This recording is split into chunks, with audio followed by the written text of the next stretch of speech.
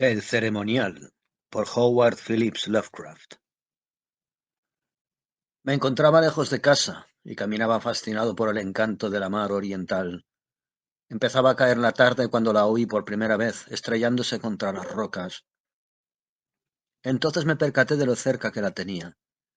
Estaba al otro lado del monte, donde los sauces retorcidos recortaban sus siluetas sobre un cielo cuajado de tempranas estrellas.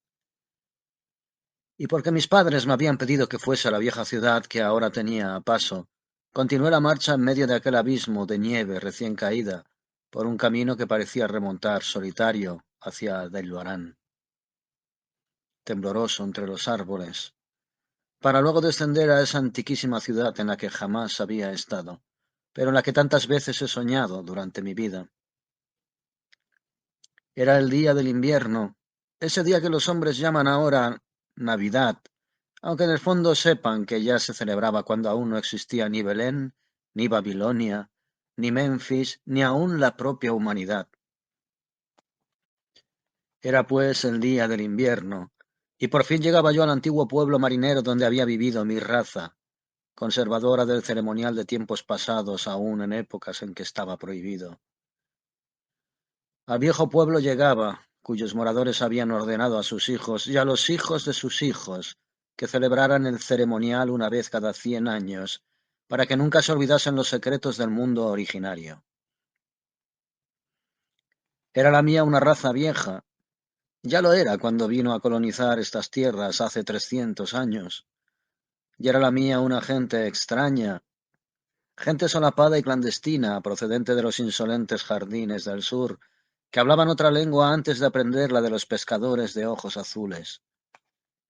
Y ahora estaba esparcida por el mundo, y únicamente se reunía a compartir rituales y misterios que ningún otro viviente podría comprender. Yo era el único que regresaba aquella noche al viejo pueblo pesquero como ordenaba la tradición, pues solo recuerdan el pobre y el solitario. Después, al coronar la cuesta del monte, sometí la vista de Kingsport, adormecido en el frío del anochecer, nevado con sus vetustas veletas, sus campanarios, sus tejados y chimeneas, los muelles, los puentes, los sauces y cementerios. Los interminables laberintos de calles abruptas, estrechas y retorcidas serpenteaban hasta lo alto de la colina donde se elevaba el centro de la ciudad, coronado por una iglesia extraña que el tiempo parecía no haberse atrevido a tocar. Una infinidad de casas coloniales se acumulaban en todos los sentidos y niveles, como las abigarradas construcciones de madera de algún niño. Las alas grises del tiempo parecían cernirse sobre los tejanos y las nevadas buhardillas. Los faroles y las ventanas emitían en la oscuridad unos reflejos que iban a juntarse con Orión y las estrellas primordiales, y la mar rompía incesante contra los muelles miserables, aquella mar de la que emergiera nuestro pueblo en los viejos tiempos.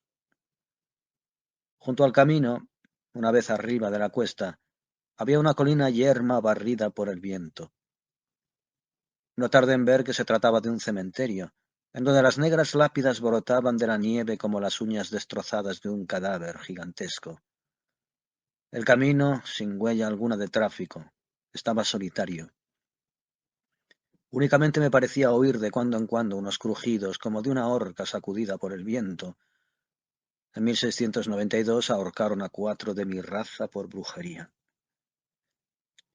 Una vez que la carretera comenzó a descender hacia la mar, presté atención por si oía el alegre bullicio de los pueblos anochecer, pero no oí nada. Entonces recordé la época en que estábamos, y se me ocurrió que el viejo pueblo puritano conservaría tal vez costumbres navideñas extrañas para mí, y que entonces estaría entregado a silenciosas oraciones. Así que abandoné mis esperanzas de oír la algarabía propia de estas fiestas, dejé de buscar viajeros con la mirada y seguí mi camino. Fui dejando atrás a uno y otro lado las silenciosas casas de campo con sus luces ya encendidas. Después me interné entre las oscuras paredes de piedra, en las que el aire salitroso mecía las chirriantes enseñas de antiguas tiendas y tabernas marineras.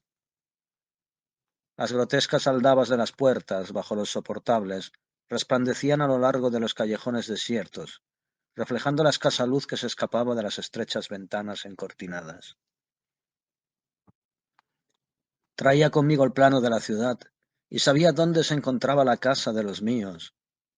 Se me había dicho que sería reconocido y que me darían acogida porque la tradición del pueblo posee una vida muy larga. De manera que aceleré el paso y entré en Back Street hasta llegar a Circle Court. Luego continué por Green Lane, única calle pavimentada de la ciudad que va a desembocar detrás del edificio del mercado. Aún servía el antiguo plano y no me tropecé con dificultades. Sin embargo, en Arkham me habían mentido al decirme que había tranvías. Al menos yo no veía redes de cables aéreos por ninguna parte. En cuanto a los raíles, es posible que los ocultara la nieve. Me alegré de tener que caminar porque la ciudad revestida de blanco me había parecido muy hermosa desde el monte. Por otra parte, estaba ansioso por llamar a la puerta de los míos, por llegar a esa séptima casa de Green Lane, a mano izquierda, de tejado puntiagudo y doble planta, que databa de antes de 1650. Había luces en el interior, y por lo que pude apreciar a través de la vidriera de rombos de la ventana, todo se conservaba tal y como debió de ser en aquellos tiempos.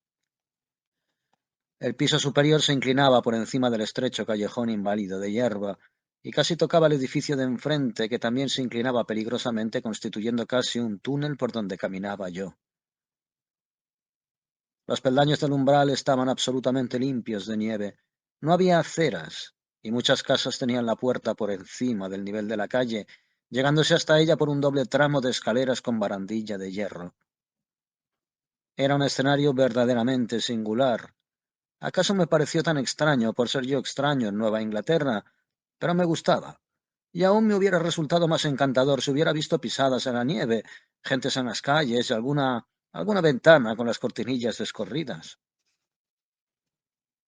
Al dar los golpes con aquella vieja aldaba de hierro, me sentí preso de una alarma repentina. Se despertó en mí cierto temor que fue tomando estabilidad, debido tal vez a la rareza de mi estirpe, al frío de la noche o al silencio impresionante de la vieja ciudad de costumbres extrañas.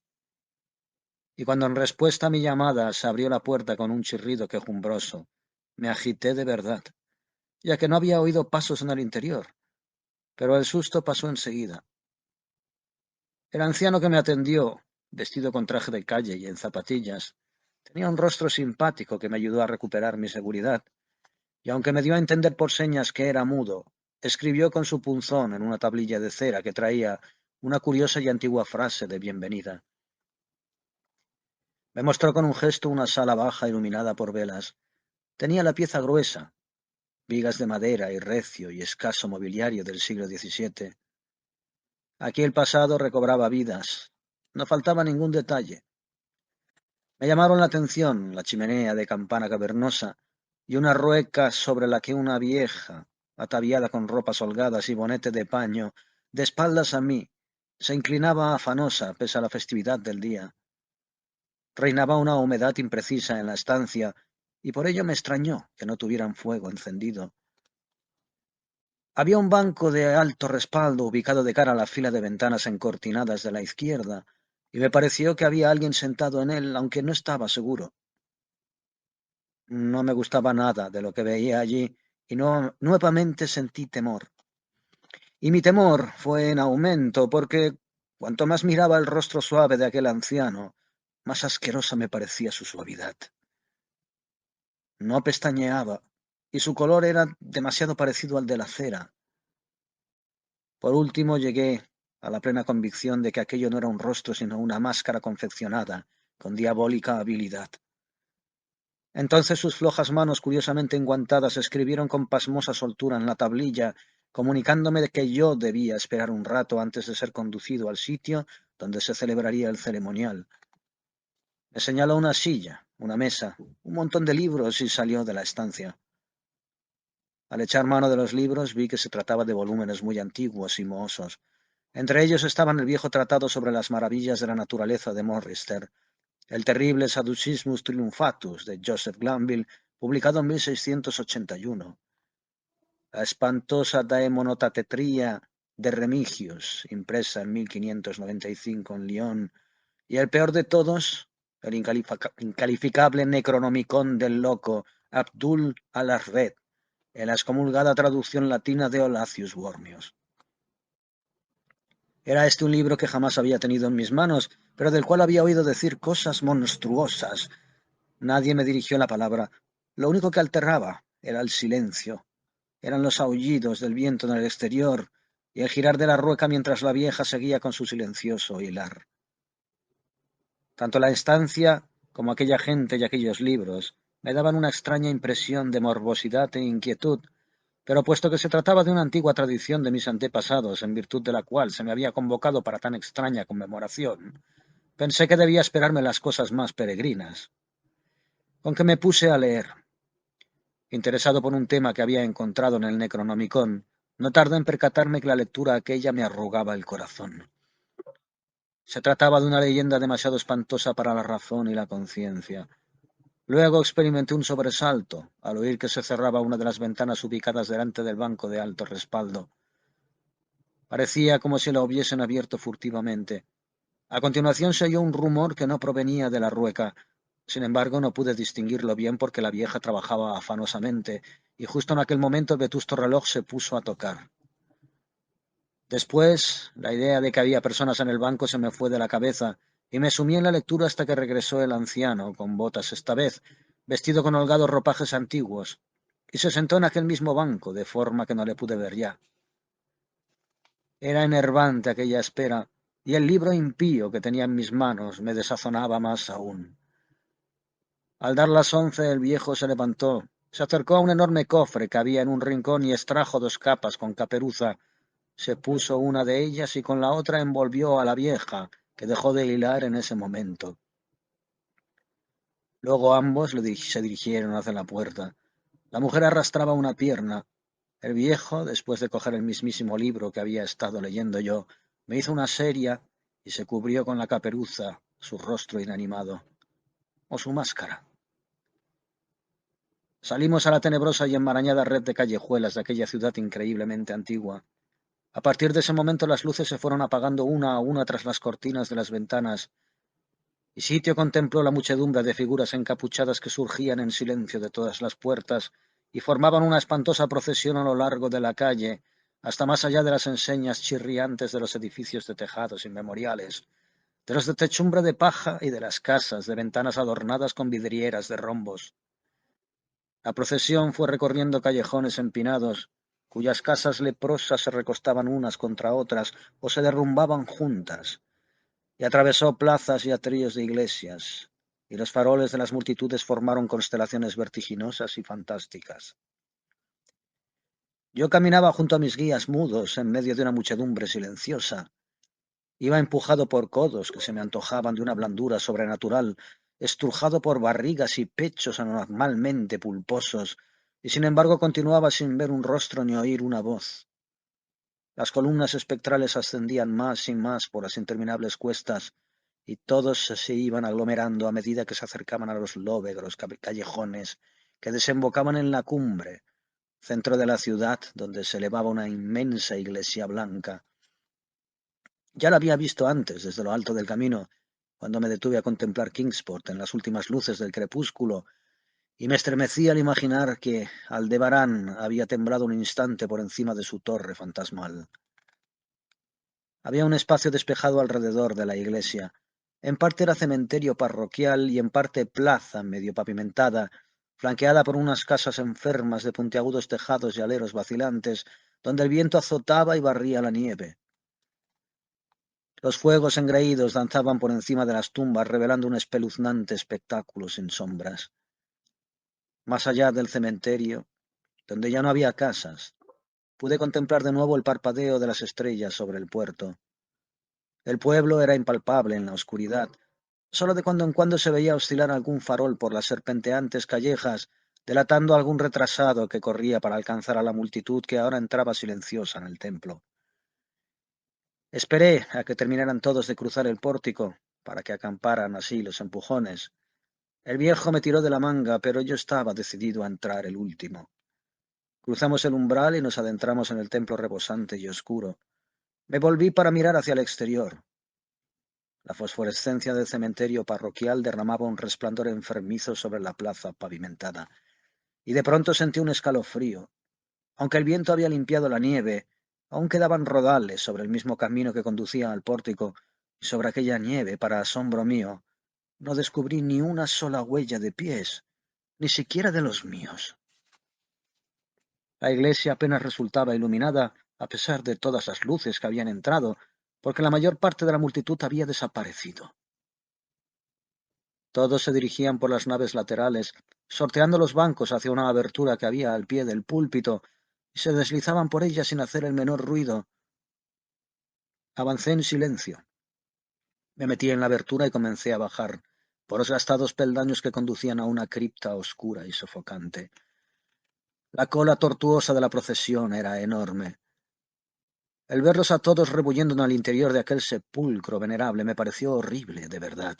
Entonces me di cuenta de que el suelo de la cripta tenía otra abertura por la que también se deslizaba la multitud, y un momento después nos encontrábamos todos descendiendo por una escalera abominable, por una estrecha escalera de caracol húmeda impregnada de un color muy peculiar, que se enroscaba inacabadamente en las entrañas de la tierra, entre muros de chorreantes bloques de piedra y yeso desintegrado.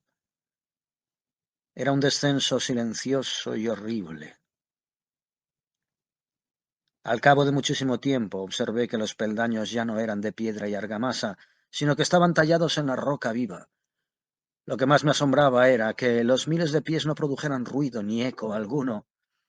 Después de un descenso que duró una eternidad, vi unos pasadizos laterales o túneles que desde ignorados nichos de tinieblas conducían a este misterioso acceso vertical. Los pasadizos aquellos no demoraron en hacerse excesivamente numerosos.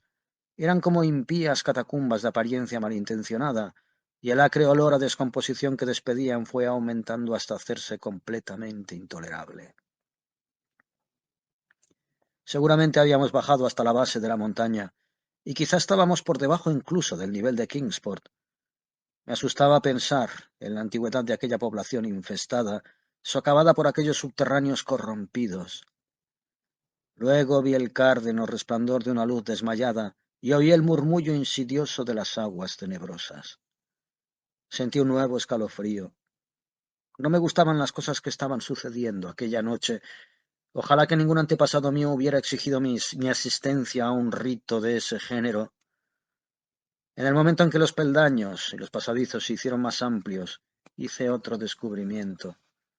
Percibí el abatido acento burlesco de una flauta, y súbitamente se extendió ante mí el paisaje ilimitado de un mundo interior, una inmensa costa fungosa iluminada por una columna de fuego verde y bañada por un vasto río oleaginoso que emanaba de unos abismos espantosos, inesperados, y corría a unirse con las cimas negras del océano inmemorial. Desfallecido con la respiración agitada, contemplé aquel averno profano de leproso resplandor y aguas mucilaginosas. La muchedumbre encapuchada formó un semicírculo alrededor de la columna de fuego. Era el rito del invierno, más antiguo que el género humano y destinado a sobrevivirle, el rito primordial que prometía solsticio y primavera después de las nieves, el rito del fuego, del eterno verdor, de la luz y de la música, y en aquella gruta estigia vi cómo ejecutaban todos el rito, y adoraban la nauseabunda columna de fuego, y arrojaban al agua puñados de viscosa vegetación, que resplandecía con una fosforescencia pálida y verdosa.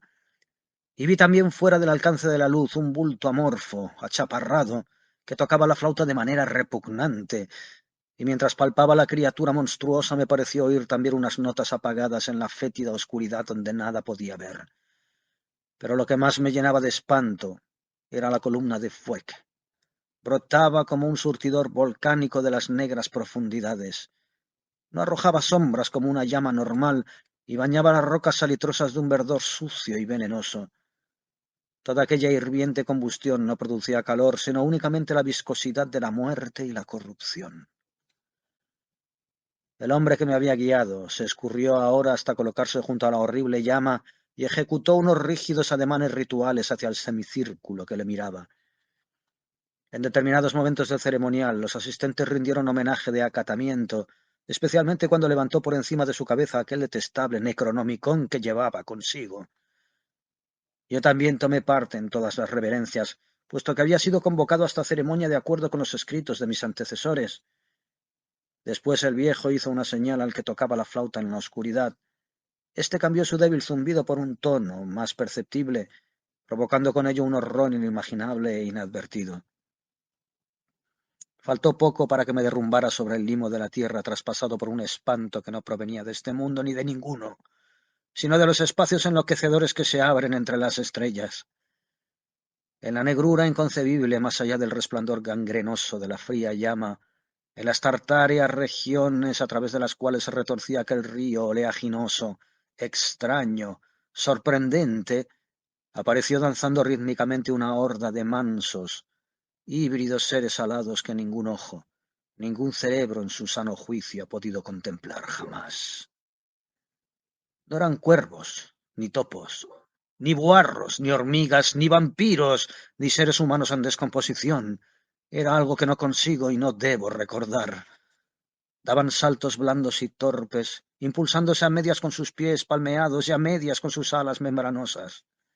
Y cuando llegaron hasta la muchedumbre de celebrantes, las figuras encapuchadas se asieron a ellos, montaron a horcajadas y se retiraron cabalgando uno tras otro a lo largo de aquel río tenebroso, hacia unos pozos y galerías donde venenosos manantiales alimentaban el caudal tumultuoso y horrible de las negras cataratas. La vieja hilandera se había marchado con los demás, y el viejo se había quedado porque yo me negué a cabalgar sobre una de aquellas bestias como los otros. El flautista amorfo había desaparecido, pero dos de aquellas bestias persistían allí resignadamente. Al resistirme a cabalgar, el viejo sacó su punzón y su tablilla, y me comunicó por escrito que él era el verdadero delegado de aquellos antepasados míos, que habían fundado el culto al invierno en este mismo venerable lugar, que había sido decretado que yo volviera allí, y que faltaban por celebrarse los misterios más recónditos. Escribió todo eso en un estilo muy antiguo, y aún dudaba yo cuando sacó de sus amplios ropajes un sello y un reloj con las armas de mi familia, para probar que todo ello era según había dicho. Pero la prueba era espantosa, porque yo sabía por ciertos documentos antiquísimos que aquel reloj había sido enterrado con el tatarabuelo de mi tatarabuelo en 1698. Al poco rato, el viejo echó hacia atrás su capucha y me mostró el parecido familiar de su rostro. Pero aquello me hizo estremecer porque yo estaba convencido de que se trataba solamente de una diabólica máscara de cera. Las dos bestias voladoras aguardaban y arañaban fastidiadas los líquenes del suelo, y me di cuenta de que el viejo estaba a punto de perder la paciencia. Cuando uno de aquellos animales comenzó a moverse, alejándose del lugar, el viejo se volvió rápidamente y lo detuvo, de suerte que con la rapidez de movimiento se le desprendió la máscara que llevaba en el lugar correspondiente a la cabeza, y entonces, al ver que aquella pesadilla interfería entre la escalera de piedra y yo, me arrojé al fondo oleaginoso del río pensando que sin duda desembocaría por alguna cavidad en el fondo del océano. Me arrojé en aquel jugo pútrido de las entrañas de la tierra antes que mis locos chillidos pudieran hacer caer sobre mí las legiones de cadáveres que aquellos abismos pestilentes ocultaban. En el hospital me dijeron que me habían encontrado en el puerto de Kingsport medio helado al amanecer, aferrado a un madero providencial. Me dijeron que la noche anterior me había extraviado por los acantilados de Orangeport, cosa que habían deducido por las huellas que encontraron en la nieve. No hice ningún comentario. Mi cabeza era un caos. Nada ajustaba con mi experiencia de la noche anterior. Los ventanales del hospital se abrían a un panorama de tejados de los que apenas uno de cada 5 podía considerarse antiguo. Las calles vibraban con el estrépito de tranvías y automóviles. Me insistieron en que esto era Kingsport, cosa que yo no pude negar. Al verme caer en un estado de delirio cuando me enteré de que el hospital se encontraba cerca del cementerio parroquial de Central Hill, me trasladaron al Hospital St. Mary de Arkham, donde me atenderían mejor. Me gustó, en efecto, porque los médicos eran de mentalidad más abierta y aún me ayudaron, ya que gracias a su influencia pude conseguir un ejemplar del reprochable Necronomicon de Alas Red, celosamente guardado en la biblioteca de la Universidad del Miskatonic. Dijeron que sufría una especie de psicosis y convinieron en que el mejor sistema de apartar las obsesiones de mi cerebro era provocar mi cansancio a base de permitirme ahondar en el tema. De esta suerte llegué a leer el espantoso capítulo aquel, y me estremecí doblemente, puesto que no era nuevo para mí lo que contaba. Lo había visto yo, dijeran lo que dijesen las huellas de mis pies, y era mejor olvidar el sitio donde lo había presenciado. Nadie durante el día me lo hacía recordar, pero mis sueños son aterradores a causa de ciertas frases que no me atrevo a transcribir. Si acaso citaré únicamente un párrafo. Lo traduciré lo mejor que pueda de ese desgarbado latín vulgar en que está escrito.